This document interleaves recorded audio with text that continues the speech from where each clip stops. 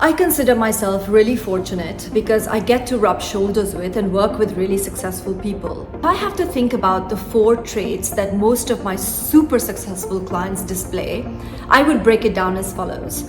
Number 1, their capacity to listen.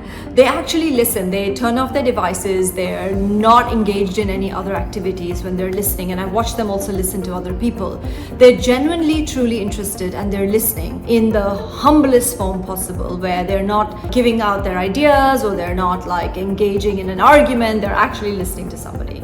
That takes a lot of talent, and it also takes a lot of emotional intelligence when you sometimes have to be aware of and you have to understand the dynamics of the people around you, what their drivers might be and what might be affecting, say for example, their productivity or their relationship with you, etc. So that's number 1, listening and emotional intelligence along with that. Number 2, I would say, is that they have a very close circle of friends and even a closer circle of advisors. So again, I count myself very fortunate if I'm one of those advisors in a close circle.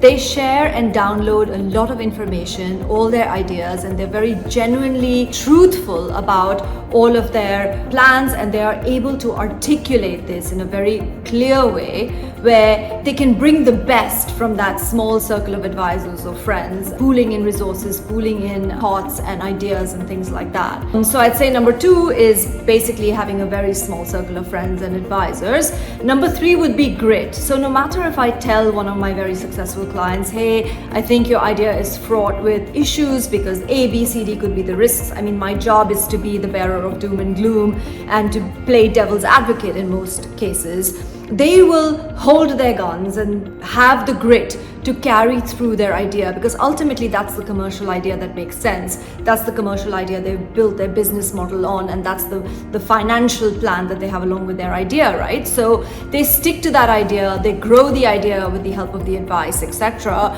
But they are very gritty, they never give up, and they push forward. They push me, they push themselves, they push their teams, all of that. And the last thing I would say, number 4, apart from the grit and the listening and all of the good stuff, is they give back. Whenever I've been stuck and I've reached out to a client and said, look, I think I need to brainstorm this a little bit with you, or hang on a minute, I'd like you to put so-and-so in touch with you because they're looking for some help, I never get a no. I've also seen them expand their own communities. I've seen them give back and set up foundations and set up charitable organizations and do as much as they can in the sphere of their knowledge and in the sphere of their wealth. They've never ever done that with a grudge, and they've never ever done that without a smile on their face. So those are my thoughts from Think Tank this week. Stay ahead, stay successful, and have a great week.